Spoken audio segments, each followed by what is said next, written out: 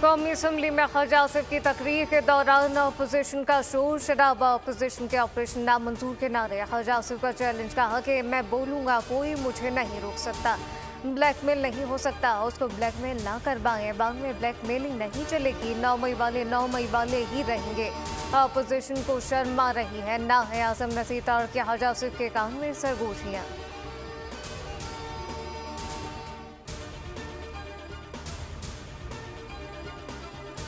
कौमी असम्बली इजलास में आजम नसीर तारड़ का इजहार ख्याल। अपोजिशन से 26 लोग बोल चुके, हर बात है पर मैं ना मानूं, सियासी असूल नहीं है, हर जायज़ बात पर टांग अड़ाना जायज़ नहीं। शहरियार आफरीदी ने कहा कि वज़ीर दफ़ा ने बहुत बड़ा बहतान लगाया।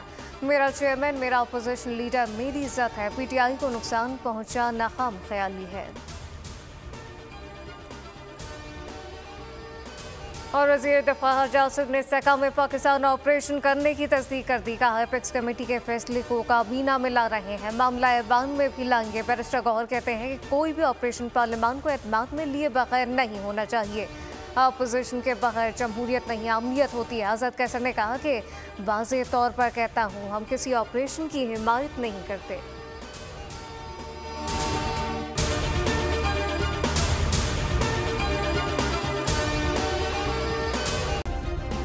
सब्सक्राइब करें और बेल दबाएं ताकि कोई खबर रह न जाए।